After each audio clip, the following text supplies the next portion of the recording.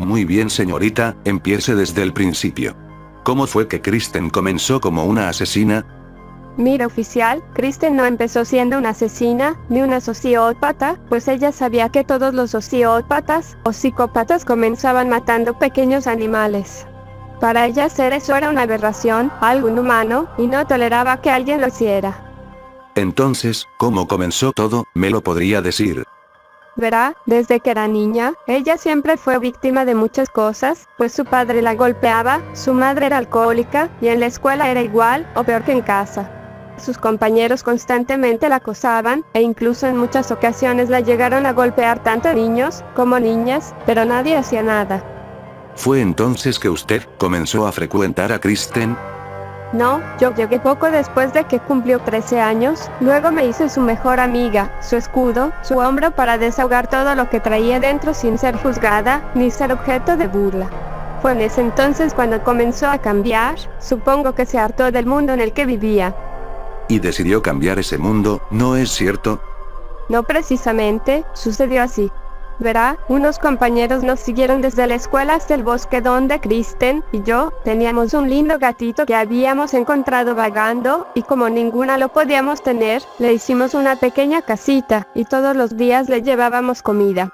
Esos chicos nos siguieron, y nos comenzaron a molestar, después nos golpearon, y cuando fueron tras el gatito, pues traían consigo unas sogas. Pensamos lo peor, pues dijeron que jugarían con él al ahorcado. Creo que en ese momento algo dentro de Kristen se quebró. Dejó el papel de víctima por el de vengadora, ya que logró ponerse de pie después de los muchos golpes que nos dieron, tomó una roca y golpeó a uno de ellos dejándolo inconsciente.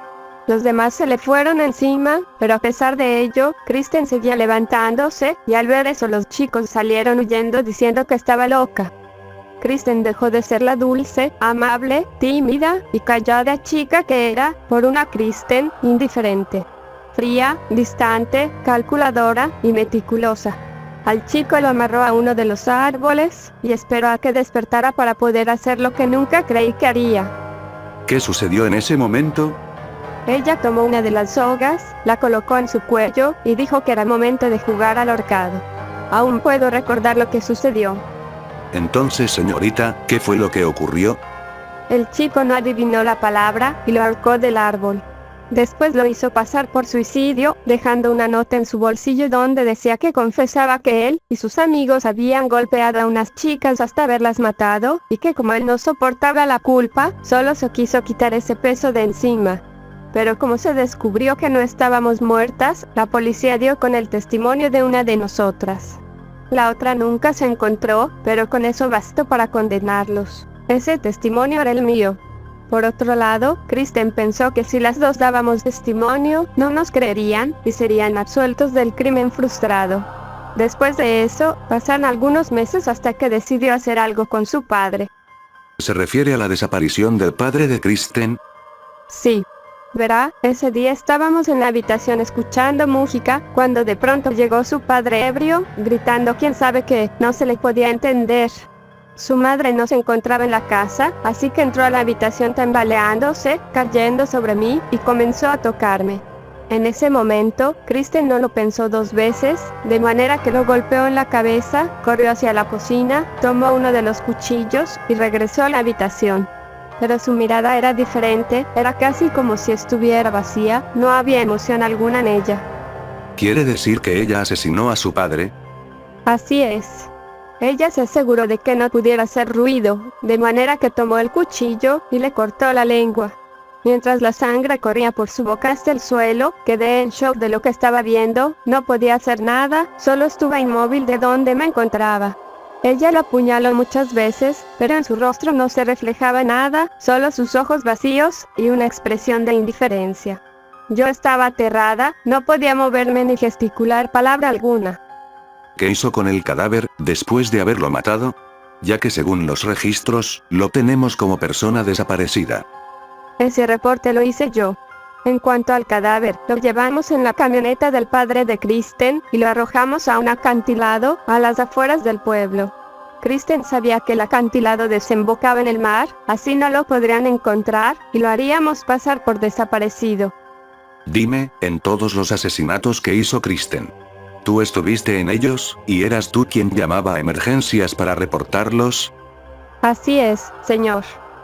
Dime por qué los reportabas, por ser su cómplice, porque ella te lo decía, o tenías tus propias intenciones. Si lo que quiere decir es que si la quería traicionar, se equivoca. Yo no podía mentirle a Kristen, y no quería hacerlo, solo quería que terminara, pero para ella esto se convirtió en el juego del gato y del ratón. Por más que ponía las pruebas, para que la descubrieran, ella las utilizaba a su beneficio. ¿Cómo explicas que ella pasara de, según tus palabras, de vengadora, a asesina serial? Eso fue cuando ya teníamos 20 años. En una ocasión, estábamos de paseo en la ciudad en la noche, cuando unos extraños se nos acercaron y nos persiguieron hasta un callejón, donde más tarde, Kristen tomó una botella de vidrio y la quebró. A los pocos segundos, se le fue encima al sujeto, después el otro quiso huir, pero ella lo alcanzó y le clavó algunos de los vidrios en los ojos, la boca, el cuello, dejando finalmente que se desangrara. En cuanto al otro, le puso varios vidrios en la boca e hizo que los masticara. Le cortó la garganta y dejó que se desangrara, igual como lo había hecho con el otro sujeto. Pero, ¿cómo era Kristen cuando cometía los crímenes? ¿Mostraba placer, culpa, o alguna otra emoción? No. Ella no mostró nunca ninguna emoción de alguna clase, era casi como si lo hiciera por inercia, como si estuviera vacía. ¿Alguna vez la quiso detener, o siquiera hablar con ella? Claro que sí hablé con ella, y en reiteradas ocasiones. Pero ella no me escuchaba, estaba como en trance, solo seguía haciendo lo suyo. Las únicas veces que podía hablar con ella, era cuando estábamos en casa, era tranquila, calmada, serena, pero no dejaba de ser meticulosa con lo que decía o hacía. Entonces, señorita Cristal, ¿cómo fue que detuvo a Kristen en aquel instante, y llamó a la policía? Ella ya no era Kristen. Dejó de ser siquiera humana, se catalogaba como un ser vacío, solo eso. Como si ya no quería ser una persona. En pocas palabras, había perdido toda razón. Así es, pero lo que hice no fue mucho mejor de lo que ella hacía. La tomé de la mano, agarré un cuchillo, y nos paramos frente a un espejo. Fue ahí cuando le dije que mirara en lo que nos había convertido, que se diera cuenta de lo que me había hecho.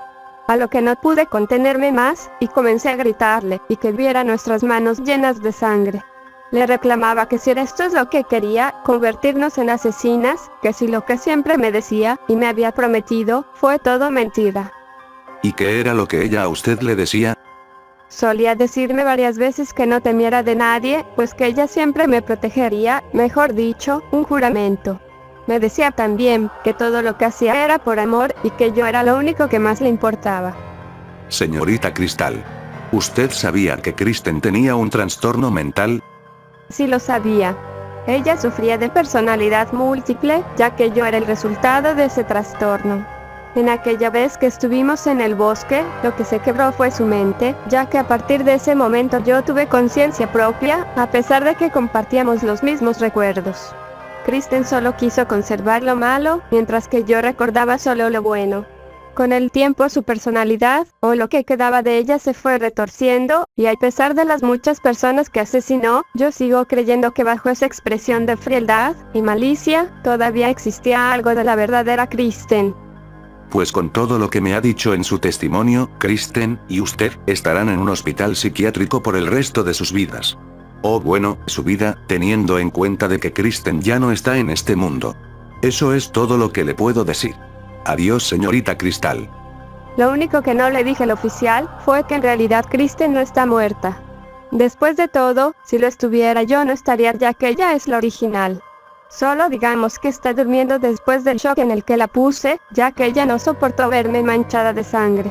Por eso sigo creyendo que cuando despierte, será ella nuevamente, aunque eventualmente yo deje de existir, o quién sabe, tal vez, sea yo quien viva, si no llega a despertar.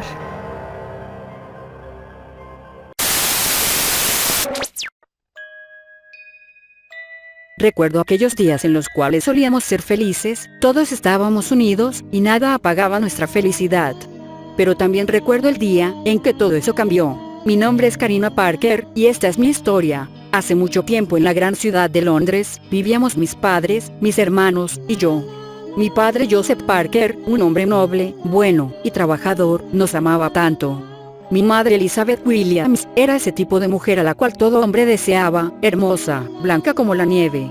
Pero eso no era lo más importante de ella, lo mejor que mi madre poseía, era su hermosa voz. Recuerdo que cuando era niña me cantaba esa canción, sí, aún recuerdo la letra. También tenía 3 hermanos. John, el mayor de todos. Él era ese tipo de hermano que siempre protegía a los más pequeños. Isabel, con la cual siempre podías contar, la servicial, la noble. Y Maddie, la más pequeña de todos, ella era mi todo. Recuerdo que a pesar de que mi edad ya era muy avanzada, jugaba con Maddie a las muñecas esas tardes frías en la gran ciudad. Pero a pesar de que afuera hacía frío, nos sentíamos cálidos, en nuestro hogar, nuestra linda casa. Aún recuerdo ese último momento, esa última vez que todo era felicidad. Esa última noche de invierno, en la que nos sentamos todos a la mesa, y reímos. Esa fue la última vez porque toda esa felicidad acabaría unos meses después. Papá contrajo una enfermedad muy grave, el médico nos dijo que era cuestión de días para que muriera. Sentía que la vida se me iba, me sentía tan impotente, y lo mismo sentían mis hermanos, y mi madre ya ni siquiera comía, no salía de la habitación, siempre sentada a orillas de la cama de papá. Hasta que al fin llegó el día que nadie quería que llegara. Aún recuerdo la hora, eran las 12:15, hora en que papá murió. Recuerdo los lamentos de mi madre, quería morir con él, ese dolor que reflejaban los ojos de mamá era indescriptible, esos ojos bellos a los que les faltaban brillo y vida. No pasó mucho tiempo para que lo poco de vida que quedaba en mi corazón, se fuera debilitando de a poco. A tiempo después de la muerte de papá, mamá nos abandonó, cayó en una fuerte depresión que hizo que su vida se fuera apagando paulatinamente. Estábamos solos, y como ya no teníamos padres, el gobierno nos entregó al único familiar que nos quedaba. La abuela, la madre de nuestro padre. Recuerdo cuando llegamos a lo que al parecer sería nuestro nuevo hogar. La casa era muy linda, pero al entrar se sentía un vacío, inquietud. Era como si algo estuviera observándote todo el tiempo. La abuela era muy extraña, se la pasaba todo el día en el ático, y lo único que escuchábamos era su vieja mecedora, que producía un sonido agudo e irritante al moverse. Comenzamos a explorar la casa, era grande, una sala enorme, una habitación propia para cada quien. Sin embargo, la mía tenía algo que las demás no, a pesar de que todo el año hacía frío.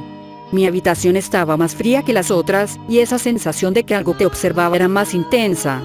No me gustaba nada esa habitación, pero lo más raro era que Maddie se la pasaba todo el día en mi habitación, y al apoyarme en la puerta escuchaba que Maddie hablaba con alguien. Luego, le pregunté muchas veces si alguien la visitaba, a lo que ella me respondió que sí, que tenía una amiga en especial. Pero además de eso, nada más que nombrarla siempre como Lisa. Aquello me llevó a pensar que tal vez Lisa era una amiga imaginaria de Maddie, pero lo que me extrañaba era que escuchara 2 voces en una habitación. No obstante, a medida que pasaban los días, Maddie cambió, ya no era esa niña linda y con aquellos ojos felices. Más bien era algo que ni siquiera podría describir, solo que con una mirada fría y un alma muy sola. Fue cuando supe que algo andaba mal. De un día para otro Maddie comenzó a comportarse de una manera muy violenta, no comía, no quería bañarse, y mucho menos quería que la tocaran. Sin embargo, a la abuela parecía no importarle. Mis hermanos y yo comenzamos a preocuparnos cada vez más. Maddie llegó incluso a tener ataques muy violentos, quería rasguñarnos, e incluso en ocasiones trató de mordernos. Una noche, muy tormentosa, relampagueaba fuertemente, y el viento soplaba con mucha ferocidad. Maddie no había salido de la habitación en todo el día. Isabel estaba preocupada, quería entrar a verla, pero un miedo la invadía, no quería entrar a aquella habitación. Hasta que después de un rato decidió entrar. Recuerdo haberla visto entrar a la habitación, y momentos después de que Isabel lo hizo, comenzaron a escucharse unos gritos desgarradores. Aquellos gritos, que me aterraban cada vez más, desde esa habitación. El viento comenzó a soplar más fuerte, que todas las velas de la casa se apagaron, quedándonos a oscuras. Enseguida John y yo intentamos llegar a la habitación lo más rápido posible, pero momentos antes de que llegáramos, los gritos de Isabel cesaron. La única luz que alumbraba esa oscura casa era la luz de aquella tormenta. Lentamente, John abrió la puerta, y en uno de esos relámpagos, observamos lo más horrible que nuestros ojos han visto. Una vez más, sentí que mi mundo se desvanecía. Miré a todos lados, pero Maddie no estaba. Lentamente me levanté, di la vuelta para salir de la habitación, y tal fue mi sorpresa que John tampoco estaba. Comencé a buscarlo por toda la habitación ya que estaba muy oscuro. Estaba poniéndome cada vez más nerviosa, así que enseguida salí de la habitación para buscarlo. Busqué y busqué por toda la casa, pero no había rastro de él, y tampoco de Maddie. El único lugar al cual no había ido era el ático, mas yo no quería entrar ahí, además de que hacía ya mucho rato que la mecedora de la abuela no sonaba. Caminé hasta llegar al lugar donde se hallaban las escaleras del ático. Las bajé, y lentamente subí las escaleras, y en un mal paso, resbalé hasta caerme. Mientras intentaba pararme, comencé a escuchar unos pasos que bajaban de las escaleras. No sabía quién era ya que todo estaba a oscuras, solo se me ocurrió decir: «John, ¿eres tú?». Pero nadie me contestó. Justamente después, los pasos cesaron, y comenzó a esparcirse un olor muy desagradable, y debajo en mis pies pude sentir un líquido, un tanto espeso, pero no podía distinguir qué era. De pronto, la lluvia cesó, y poco a poco, la luz de la luna alumbraba esa oscura casa, y con aquella poca luz, pude observar que a lo largo de las escaleras, y justo debajo de mí, había un gigantesco camino de sangre. Muy aterrada, me puse a seguir el camino, y mientras caminaba pude observar que había algo tirado en el piso. Lentamente me acerqué, y era John. Estaba tirado en el piso, exactamente con una mordida en el cuello. Rápidamente retrocedí, coloqué mi mano sobre mi boca, y comencé a llorar. Segundos más tarde, comenzaron a caer del techo gotas de sangre. De pronto, miré hacia arriba, y no lo podía creer. Era Maddie, pero no la niña que yo conocía, ya que temblaba, y su boca estaba llena de sangre, y me miraba con un rostro macabro. Rápidamente me levanté, y me puse a correr, mientras que Maddie me perseguía por toda la casa. Estaba petrificada de terror, ya que en ese instante, sentía que ya la tenía casi encima de mí. De pronto, Maddie dejó de seguirme, pero yo seguía corriendo, y mientras corría, tropecé con lo que parecía la mecedora de la abuela. Me levanté, y caminé sigilosamente, y enfrente de mí, estaba el cadáver de la abuela, colgada. Di un grito espeluznante, y salí corriendo hasta que por fin llegué a la salida. Corrí por la calle hasta llegar a la casa más cercana, toqué la puerta con desesperación, luego salió una señora, y me dijo: «¿Qué te pasa?». Yo, presa del pánico, ni siquiera podía hablar, así que la señora, al percatarse de eso, decidió hacerme pasar a su casa. Sinceramente no recuerdo muy bien lo que pasó esa noche, solo que hace un tiempo, esa sensación de que alguien me observa regresó. Escucho pasos en las escaleras, ruidos extraños, y gritos desgarradores en el techo. Hoy es una noche lluviosa como aquella. Y ahí está otra vez. Ese horrible ruido, esa sensación horrible, los pasos en las escaleras, se acerca hacia mí, creo que está en la puerta. Se dice que después de muchos años, en una casa en Londres, encontraron el cuerpo de una mujer que fue identificada como Karina Parker. Esta tenía mordidas en todo el cuerpo, y había un pequeño cuaderno al lado de la cama, en el cual relató todo lo sucedido. Nadie supo con exactitud qué fue lo que le pasó a Karina. Sin embargo, algunos dicen que mientras ella dormía, Maddie entró a su habitación, y la asesinó. En esos días lluviosos, ten cuidado. Si estás solo, cierra las puertas y las ventanas, abrígate bien, ponte seguro, porque Maddie podría estar afuera esperando la oportunidad de saciar su sed de sangre, que nunca terminará.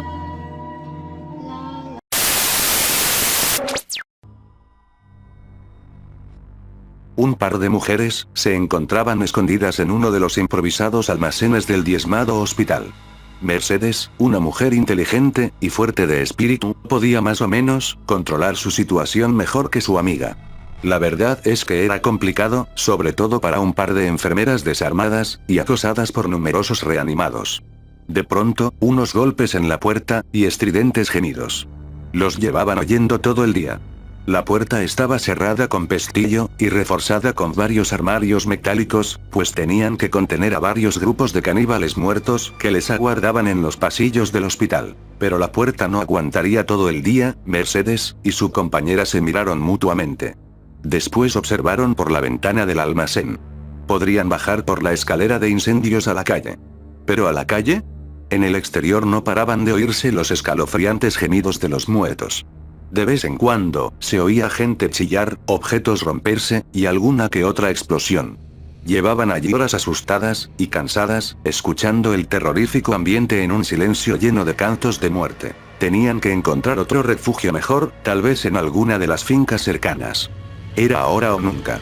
Al minuto, Mercedes y su compañera se encontraban bajando silenciosamente las escaleras de incendios.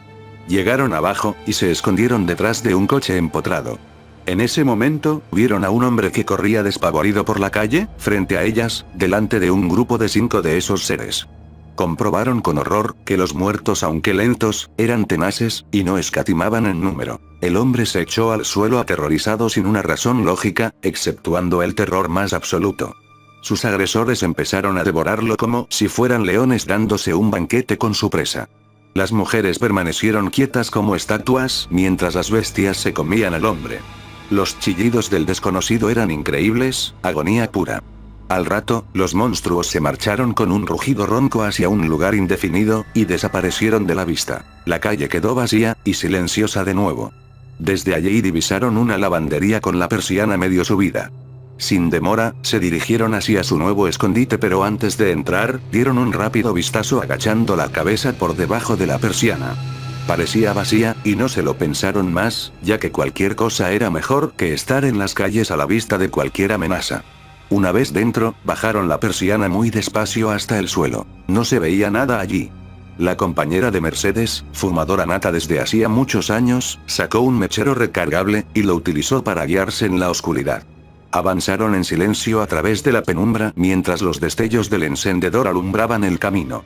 Una vez más, alguien gritando en alguna parte como si estuviera en un matadero, y tal vez lo estuviera. Las dos mujeres reanudaron su tortuosa marcha a través de la oscuridad, y vieron al fondo de la estancia una salida trasera hacia la calle, pues se veía la luz diurna por la rendija. Tendrían que conseguir llegar a algún edificio cercano, y resguardarse en un piso de verdad. Este lugar era inseguro, muy inseguro. Llegaron a la puerta trasera, y Mercedes intentó abrirla. Esta parecía abierta, y la mujer comenzó a abrirla muy lentamente. La salida daba a la calle paralela, y no parecía haber actividad zombie en toda la vía. Además, había 2 portales en la finca de enfrente, justo lo que estaban buscando. Al minuto, las dos mujeres salieron despacio mientras miraban a todas partes. Llegaron al portal, el número 23, pero la puerta estaba cerrada a cal y canto. Se pusieron muy nerviosas, pero siguieron avanzando hasta el otro portal. El número 25 tenía la cristalera rota. Detrás no parecía haber nadie, por lo que metieron la mano, abrieron la puerta, y se colaron dentro. Un enorme ventanal que daba al otro lado del pequeño edificio, iluminó un patio antiguo pero amplio. Ahora deberían de encontrar una vivienda abierta. Las chicas pensaron que no sería muy difícil, dado el nivel de caos al que había sido sometida la ciudad. Esperaban con todas sus fuerzas no encontrar oposición, pues estarían perdidas de verdad. Se dieron cuenta de que sus zapatos hacían algo de ruido en el terrorífico silencio que reinaba, así que sin tapujos, se los quitaron para no llamar la atención a visitantes no deseados. Se acercaron a las escaleras, y empezaron a subir al primer piso.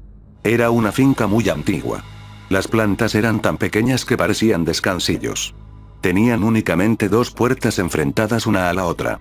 Había una pequeña ventana en cada piso, permitiendo una iluminación razonable gracias al fuerte sol de verano. Cuando llegaron a la puerta número 1, se percataron de que estaba entreabierta.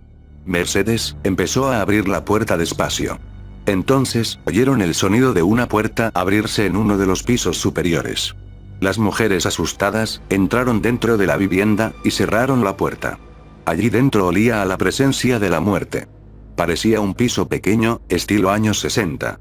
El corto pasillo en el que estaban, tenía 2 puertas a la izquierda, ambas cerradas, y al fondo, un cuarto que les pareció un pequeño salón, pues desde allí, no podían verlo todo entero. La ventana del salón no tenía cortinas, y la luz entraba a raudales. Avanzaron hasta el final del pasillo, y se quedaron quietas, justo antes de entrar en la sala de estar, o lo que quiera que fuese ese nauseabundo lugar. Lo que vieron las horrorizó. En medio del salón, a unos 3 metros de ellas, había un zombi parado de espaldas, como en trance, al lado de un clásico sillón de cuero marrón oscuro. Era bastante corpulento. Mediría por lo menos 1,90 m, y tenía unas manazas terroríficas. Vestía un pijama negro, y repugnante que estaba hecho jirones. Había una puerta más en el salón, que daba a un minúsculo dormitorio lleno de charcos de sangre.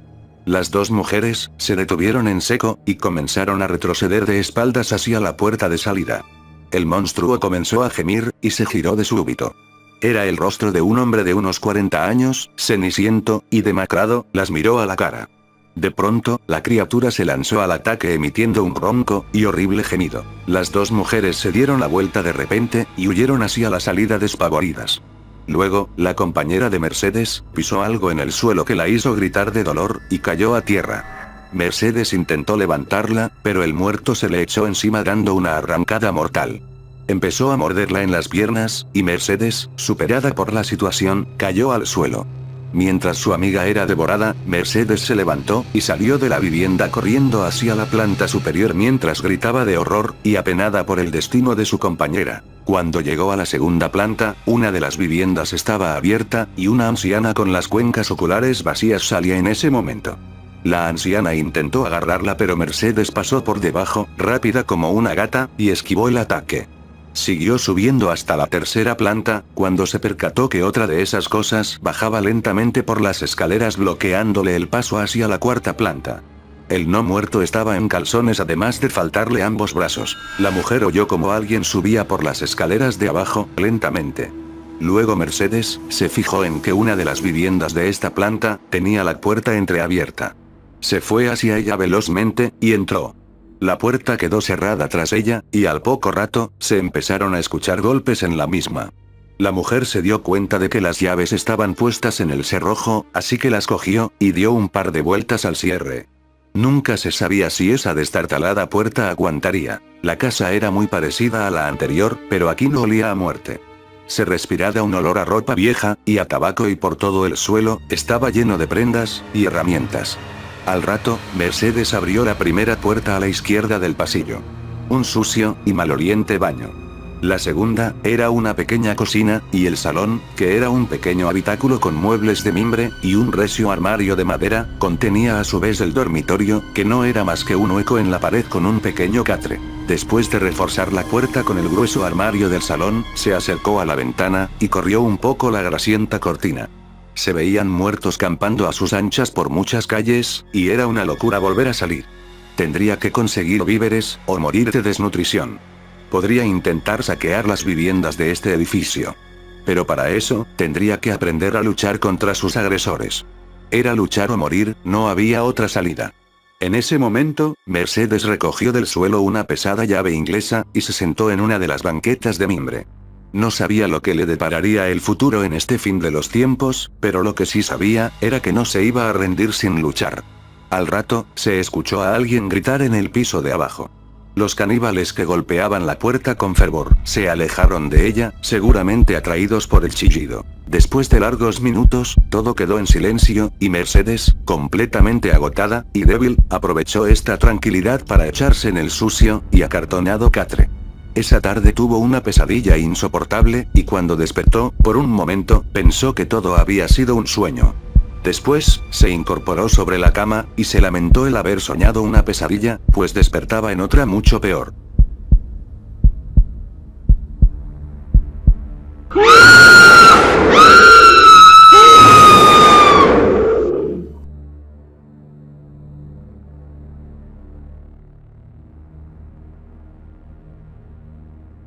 Si este video les gustó, no se olviden de darle manita arriba, compartirlo y suscribirse. Los invito también a ver mis otros videos donde hablo de diversos temas. Se despide para ustedes Esteban Molech y hasta la próxima.